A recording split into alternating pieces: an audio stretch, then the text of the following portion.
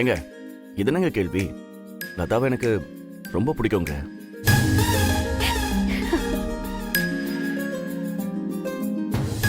மாப்பிள்ளைய கேட்டீங்கல்ல, பொண்ணுக்கு மாப்பிள்ளை பிடிச்சிருக்கான்னு கொஞ்சம் கேட்டு சொல்லுங்க.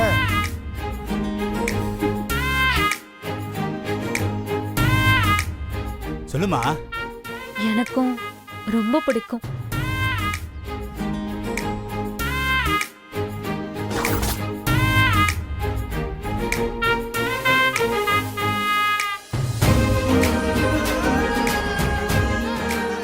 என்னப்பா கேள்வியெல்லாம் முடிஞ்சுதா?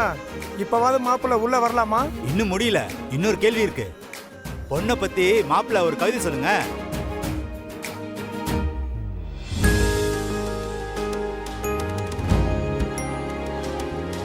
உன் பார்வை என் மேல் பட்ட அந்த நொடி இந்த உலகம் என் கண்ணை விட்டு மறைந்து போனது. இதோ நீ, நான், நாம் மட்டும். கவிதை தானே? தோ சொல்லிடுறேன். ஒரே வார்த்தையில சொல்லணும்னா லதா லதா லதா.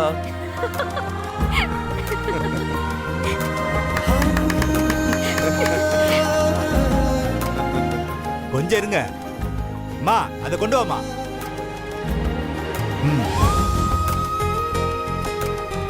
மாப்பிள்ள, இப்ப இந்த கண்ணாடியை பார்த்து காலம் பூரா உன்னை கண் கலங்காம வச்சு பார்த்துப்பேன் அப்படின்னு இந்த கண்ணாடியை பார்த்து சொல்லிட்டு அப்புறம் உள்ள போங்க. நான் லதாவை காலம் பூரா கண் கலங்காம வச்சு காப்பாத்துவேன்.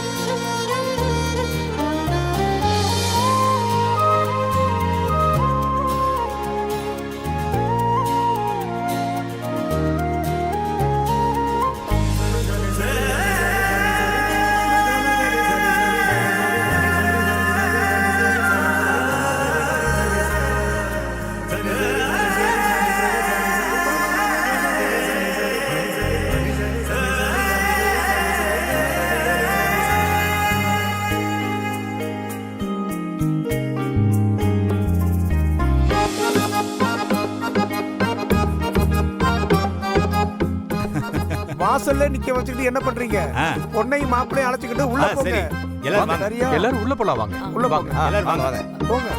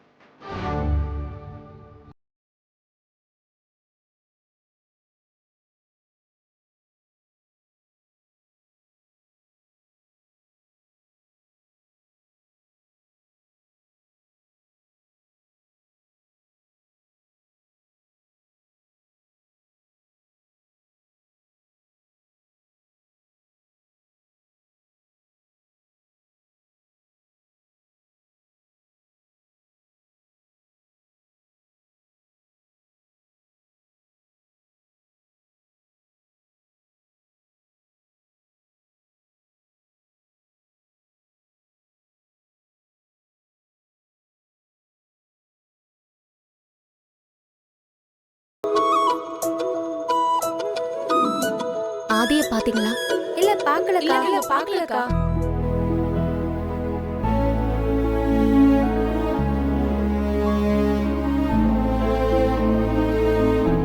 அந்த இடத்துல தானே. கொஞ்சம் வாங்கல. ஒரே நிமிஷம் அதை பேசிட்டு வந்துடுறேன். Okay sir. ஆதி வாங்க.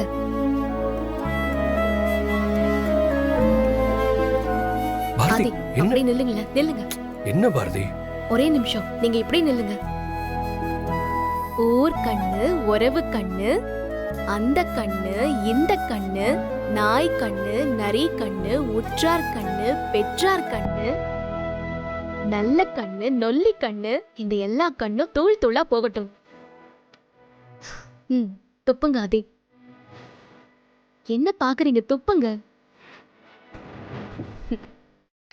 இருங்க, நான் வந்துடுறேன். பாரதி இருங்க. என்ன பண்ணீங்க? நீங்க பாட்டுக்கு வந்தீங்க, சுத்துனீங்க, ஏதோ பண்ண சொன்னீங்க. என்ன விஷயம் பாரதி? பின்ன என்ன ஆதி, இந்த கல்யாண வீட்டுக்கு வந்திருக்கிறவங்கள நீங்க தான் பார்க்க பயங்கர அழகா இருக்கீங்க. இங்க இருக்கிற எல்லார் கண்ணும் உங்க மேலதான் ஆதி. அதனால உங்களுக்கு திருஷ்டி படும்ல, அதனால்தான் நான் இப்பவே உங்களுக்கு திருஷ்டி எடுத்துட்டேன். கண்ட கண்ணெல்லாம் பட்டு உங்களுக்கு ஏதாவது ஆயிடுச்சுன்னா நான் என்ன பண்றது? உங்ககிட்ட இருந்து இதை நான் எதிர்பார்க்கவே இல்லையே. நல்லாதான் இருக்கு பாரதி. பின்ன என்னவா, எங்களுக்கும் எல்லாம் தெரியும். நான் தானே உங்களை பத்திரமா பாத்துக்கணும். அப்படியா? அப்போ இதை என்கிட்ட கொடுங்க. ஆஹா, இல்ல ஆதி, இதை நான் கொண்டு போய் நெருப்புல போடணும். அப்பதான் உங்க மேல இருக்கிற திருஷ்டி எல்லாம் பொடி பொடியா போகும். அதெல்லாம் இருக்கட்டும், முதல்ல இதை கொடுங்க. ஆதி, அப்படிலாம் கொடுக்க கூடாது ஆதி. ஊர்கண்ணு, உறவு கண்ணு, நாய் கண்ணு, நரிக்கண்ணு, உற்றார் கண்ணு, பெற்றார் கண்ணு, நல்ல கண்ணு, நொல்ல கண்ணு, அந்த கண்ணு, இந்த கண்ணுன்னு எல்லா கண்ணும் தூள் தூளா போகணும். இப்ப நீங்க துப்புங்க.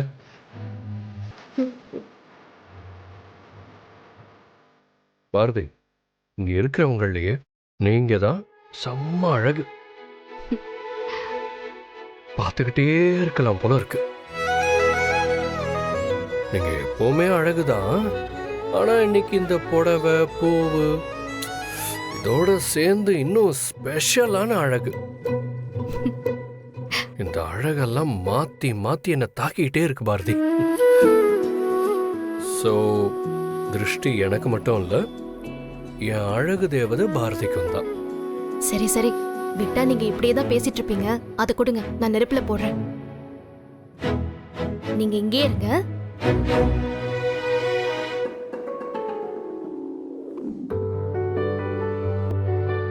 பாரதி, இந்த அட்மாஸ்பியர்லாம் பார்க்குறப்போ எனக்கு உடனே உங்களை கல்யாணம் பண்ணிக்கணும்னு தோணுது.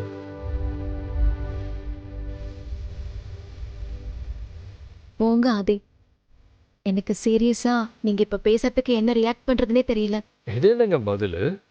புது கதையா இருக்கு. ரியாக்ட் பண்ண தெரிலன்னா எப்படி? அழகா இருக்கீங்கன்னு சொன்னா கண்டிப்பா கொஞ்சோண்டு வெக்கப்படணும்ல. தெரியும் ஆதி, அதெல்லாம் நாங்க பட்டுக்கிறோம். ஆமா, இன்னைக்கு உங்களுக்கு என்ன ஆச்சு? வானோ பூமின்னு ஏதோ புதுசு புதுசா கதையெல்லாம் சொல்றீங்க. எப்பவுமே அப்படித்தான் பாரதி. உங்களுக்கு தான் அதெல்லாம் புரியவே இல்லை. என் தலையிலிருந்து கால் வரைக்கும் எப்பவுமே உங்க நினப்பு மட்டும்தான். நீங்க மட்டும்தான் பாரதி என் மனசு பூராவுமே. உங்களை தவிர வேற எதை பத்தியும் என்னால யோசிக்கவே முடியாது. எனக்கு இந்த நிமிஷம் உங்களை அப்படியே தூக்கிட்டு போய் இந்த வாழ்க்கையை அப்படியே சந்தோஷமா வாழணும்னு தோணுது. அவ்வளோ ஆசையா இருக்கு.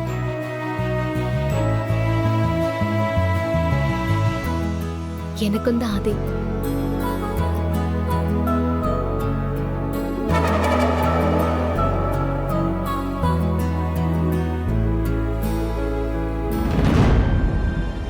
இவங்க ரெண்டு பேரும் இங்க தனியா நின்னு என்ன பண்ணிட்டு இருக்காங்க? ச்சே, நாம என்ன யோசிச்சாலும் ஆதி பாரதிய விட்டு கொடுக்கிற மாதிரியே தெரியலையே. கடவுளே, எந்த சூழ்நிலையிலையும் ஆதி என்னை விட்டு போயிடக்கூடாது.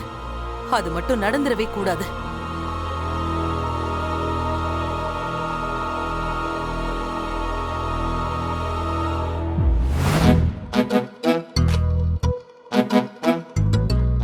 ஆதி, நாம லதா கேஷவோட கல்யாணத்துக்கு வந்திருக்கோம்.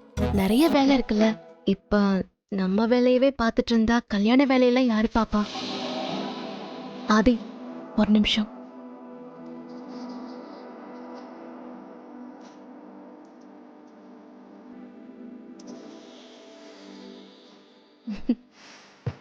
இது எதுக்கு பாரதி? திருஷ்டி சுத்தினது உங்க மேல பட்ட திருஷ்டிக்காக. இது இனிமே உங்க மேல திருஷ்டி படாம இருக்கு. பாரதி இருங்க ஒரு நிமிஷம்.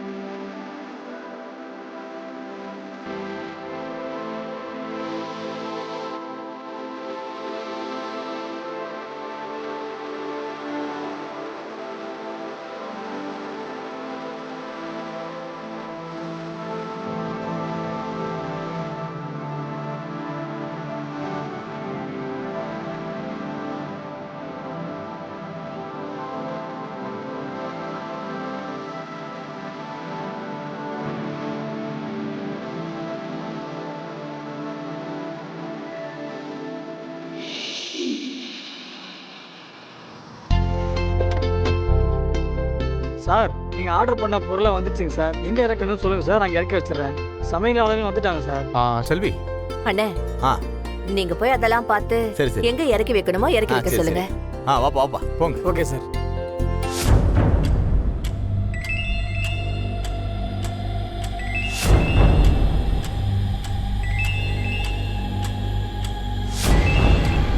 ஹலோ சொல்லியா?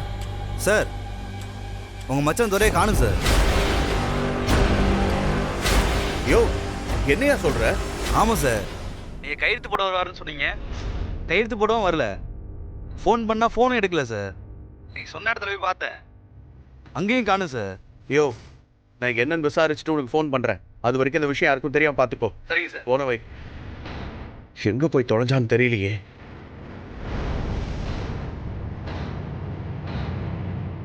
மாப்பிள்ள இல்லை, துரையை பற்றி கேட்கலான்னு தான் நானே வந்தேன்.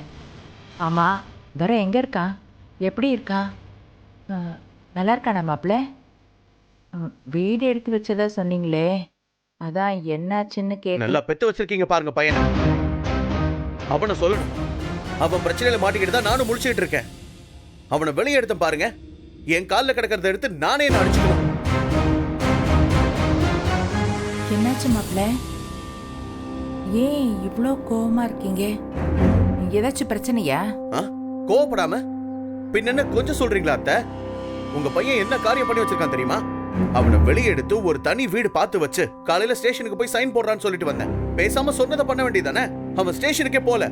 ஸ்டேஷன்ல இருந்து எனக்கு ஃபோன் பண்ணி கேக்குறாங்க. இப்ப அவங்க முன்னாடி போய் கை கட்டி பதில் சொல்லணும். என்ன சொல்ல போறேன்னு தெரியல. ஏன் இப்படி என்ன சாகடிக்கிறான்னு தெரியல. கோவப்படாதீங்க மாப்பிள்ள, உங்க பிரச்சனை எனக்கு புரியுது. துரை வேற எந்த தப்பு தாண்டாவும் பண்ண மாட்டான் மாப்பிள்ள. என்ன எங்கேயாவது குடிச்சிட்டு விழுந்து கிடப்பான் மாப்பிள்ள. போது தெளிஞ்ச உடனே அவனை எந்திரிச்சு வந்துருவான். நீங்க கவலைப்படாதீங்க மாப்பிள்ள, அவன் எங்கேயும் போக மாட்டான். நீங்க தான் அத்தை அவனை மெச்சிக்கணும். ஸ்டேஷன்ல என்ன கேள்வி கேட்க போறாங்க, எப்படி சமாளிக்கிறதுன்னு யோசிச்சுட்டு இருக்கேன். வந்து என்ன சமாதானப்படுத்துறீங்க? உங்களுக்கு போய் உதவி பண்ண பாருங்க, எல்லாம் என் தலையெழுத்து. மாப்பிள்ள துரை வந்துடுவான் மாப்பிள்ள, நீங்க வாங்க மாப்பிள்ள சாப்பிடலாம். இப்ப சாப்பிடுறதா அத்த பிரச்சனை? தயவு செஞ்சு நீங்க போங்க, நான் அப்புறம் வந்து சாப்பிடுறேன். சரிங்க மாப்பிள்ள, நீங்க கொஞ்சம் பொறுமையா வாங்க.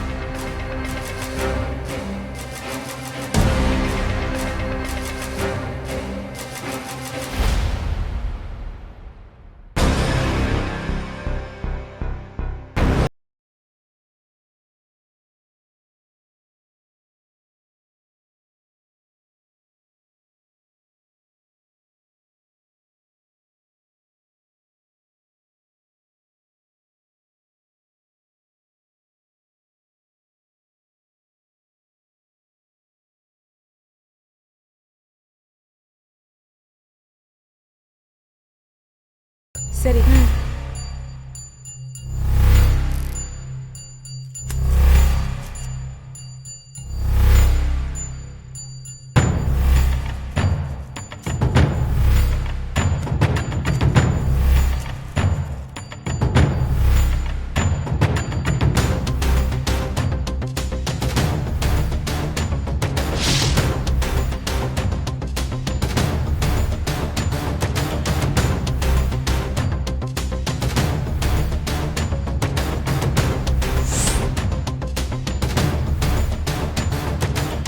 அது நம்ம துரை மாதிரி இருக்கே.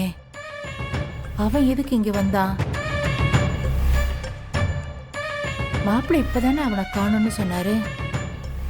ஒருவேளை இங்க வந்திருப்பானோ? ஏமா ஆ? இங்க நின்னு என்ன பண்ணிட்டு இருக்க? வா சாப்பிட போலாம். தனோ, ஆ? அங்க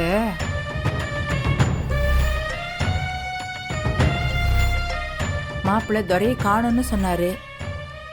அதுல இருந்து எனக்கு யாரை பார்த்தாலும் துரை மாதிரியே தெரியுது.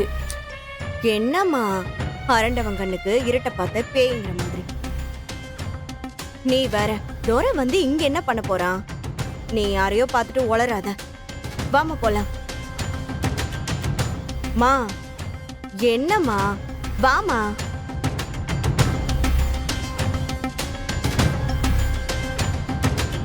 எனக்கு இன்னும் டென்ஷனாவே இருக்குடா. வணக்கம் எம்டி சார். வணக்கம். டேய் விடு மச்சான். டேய் மச்சான், போறவங்க வரவங்கலாம் எம்டி மாப்பிள்ளனே கூப்பிடுறாங்க. என்னால முடியலடா. என்ஜாய் என்ஜாய் பண்ண. வணக்கம் எம்டி சார். இவர்தான். ஐயோ கும்பிடுறா திரும்பி. டேய் மச்சான், உனக்கு எது கொஞ்சம் ஓவரா இல்ல? உன் கல்யாணத்துல என்ன பதட்டமாவே வச்சிருக்க, ஏன் கல்யாணத்துல என்ன பதட்டமாவே வச்சிருக்க? டேய் மச்சான், ஒரு நியாயம் வேணாமாடா? சந்தானம் சொல்ற மாதிரி ஊர்ல 1000 ஃப்ரெண்டு வச்சிருக்கிறவங்களாம் நல்லா இருக்கான். ஒரு ஃப்ரெண்டு உன்னை வச்சுக்கிட்டு நான் படுற பாடு இருக்கே. ஐயோ என்னால முடியலடா சாமி. டேய் கேஷவ், உன் கல்யாணம் நடக்கணுங்கிறதுக்காக நாங்க சில விஷயங்கள்லாம் பண்ணி தான் ஆகணும். அதுக்காக என்ன கிண்டல் பண்ற வேலையெல்லாம் வச்சுக்கிட்ட அப்புறம் எனக்கு கோவம் வந்துடும். டேய் டேய் டேய் டேய் டேய் கோவலாம் பண்றாதடா. சாரி மச்சான், எனக்கு டென்ஷன்ல என்ன பேசுறதுன்னே தெரியாம பேசிட்டு இருக்கேன்டா. தேவையில்லாம போய் சொல்லியிருக்கோம். எவன் எப்ப என்ன சொல்ல போறானே தெரியாம இருக்கேன்டா. அதான்டா மச்சான், அவசரப்பட்டு இப்படி பேசிட்டேன். டேய் சாரிடா, பதட்டத்துல ஏதோ பேசிட்டேன்டா. டேய் ஒருவேளை எல்லா உண்மையும் தெரிஞ்சிடுச்சுன்னா என்ன பொழந்துருவானுங்கடா. மச்சான் பாடுறா, டேய் சுத்தி பாடுறா. ஒவ்வொருத்தனும் பாக்குறதுக்கு தடிமாடு மாதிரி இருக்கானுங்க. எனக்கு சத்தியமா பயமா இருக்குடா. அந்த பயத்துல தான் ஏதோ உளறிக்கிட்டு இருக்கேன். டேய் நம்ம பேசின அந்த போய் தேவையான தோணுதுடா எனக்கு.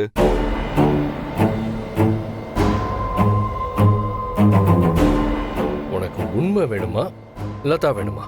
ரெண்டுல எது வேணும் நீயே முடிவு பண்ணிக்க. டேய் மச்சான், எனக்கு இந்த கல்யாணம் நடக்கணும்டா. நீ என்ன சொன்னாலும் நான் கேட்கறேன். ப்ளீஸ்டா.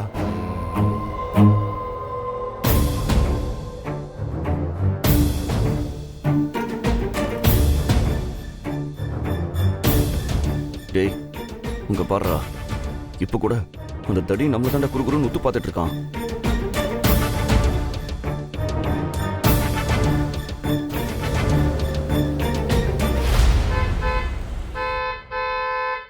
இதுல இவனுங்க வேறயா? ஏ மச்சான், இவங்க வேற வந்திருக்காங்க. யாரா கூப்பிட்டது? நான் தான் இவங்களை கூப்பிட வேணாம்னு சொன்னான்லடா. என்னடா கேஷவ் இப்படி சொல்ற? ஏண்டா என் ஃப்ரெண்டோட கல்யாணத்துக்கு இவங்களெல்லாம் கூப்பிடாம எப்படி? நான் தாண்டா வர சொன்னேன். இந்த கம்பெனியோட எம்டி கல்யாணத்துக்கு இவங்கெல்லாம் வராம எப்படிடா? அப்பதானே கல்யாணம் கலகலன்னு இருக்கும். முடிச்சுதுடா, எல்லாத்தையும் முடிச்சுட்ட. என்ன சொன்ன? நான் ஒன்னும் சொல்லல, நீயும் ஒன்னும் சொல்லல. ஓகேவா? Hi sir. Hi sir. Super Keshav, எப்படியோ கடைசியில் நீ ஆசைப்பட்ட லதாவையே கல்யாணம் பண்ணிக்க போற. கங்க்ராட்ஸ். டேய் நீங்களாம் ஒரு விஷயத்தை கவனிச்சிங்களா? அன்னைக்கு நம்ம எம்டியோட கல்யாணத்துல கேசவ் எம்டியா நடிச்சாரு. இப்ப கேசவோட கல்யாணத்துலயும் கேசவ் எம்டியாவே நடிக்கிறாரு.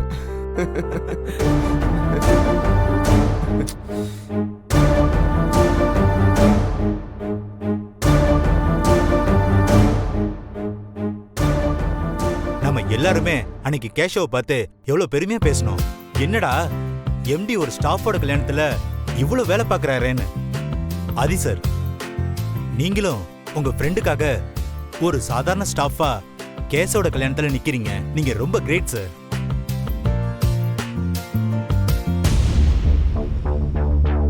ஆமாடா, ஆனா எப்பவுமே நம்ம எம்டி சார் தான் சூப்பர். நீங்க வேற லெவல் சார்.